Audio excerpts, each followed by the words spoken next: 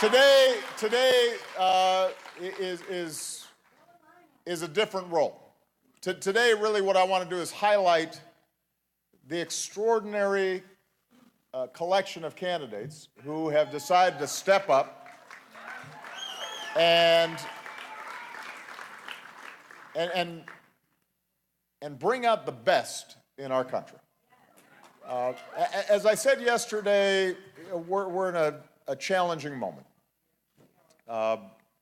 because when you look at the arc of American history, there's always been a push and pull between those who want to go forward and those who want to look back, between those who want to divide and those who are seeking to bring people together, between those who promote a politics of hope and those who exploit a politics of fear. And there are times, I think, where we see enormous changes taking place, economic changes, technological changes, demographic changes, and people feel unsettled. People feel scared. People get a sense that if we don't change things fundamentally, that maybe our kids won't have as bright a future as we did. People are worried about whether they're going to be able to retire, whether their child's going to be able to afford a college education, and if they do, the mountains of debt that are going to hamper them in buying that first home or starting a business. People are concerned about climate change and preserving the incredible natural beauty that California represents. People are worried about a whole range of particular issues, but I think what I said yesterday, and I deeply believe, is that there are no set of problems, there are no set of issues that we can't solve if we're working together and we're true to the traditions that are best in America. But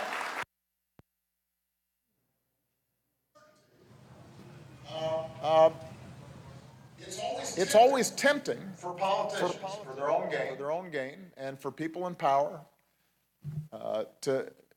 to try to see if they can divide people, scapegoat folks, turn them on each other, because when that happens, you get gridlock and government doesn't work and people get cynical and they decide not to participate. And when people don't participate, then that vacuum is filled by lobbyists and special interests, and we get into a downward spiral where people get more and more discouraged and they think nothing's going to make a difference. And that, unfortunately, has been a spiral that we've been on for the last couple of years. And the only way we reverse that cycle of anger and division is when each of us as citizens step up and say, we're going to take it upon ourselves to do things differently. We're going to fight for the things that we believe in. We're going to fight for the idea that every child in America should get a decent education. We're going to fight for the idea that anybody out there who's willing to work hard should be able to get a job that pays a living wage. We're going to fight for the idea that women should be paid the same as men for doing the same work. We're going to fight for the notion that our seniors should be able to rely on Social Security and Medicare and be able to retire with dignity and with respect. We are going to make sure that the men and women in uniform who fight on our behalf, when they come home, they are not just given lip service to, but they're actually also getting the benefits and the support that they have earned.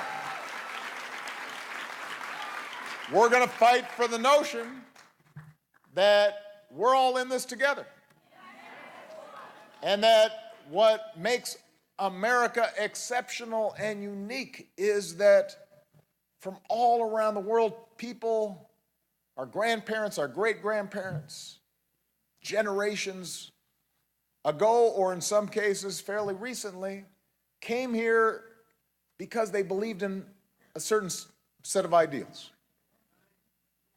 We hold these truths to be self-evident. All of us created equal, endowed by our Creator with certain inalienable rights. What that means is that we are bound not by bloodlines, not by what we look like, not by the way that we practice our faith, not by our last names, not by our sexual orientation. We are bound by a set of ideals. And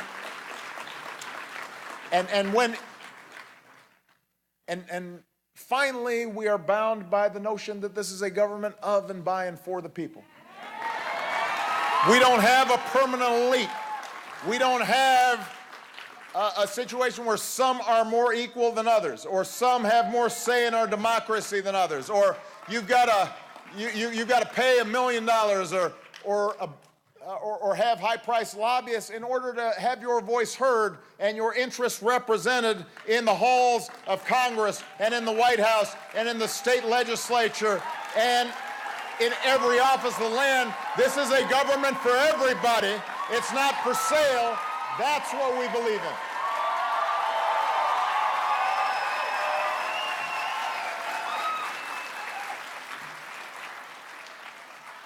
And the good news is,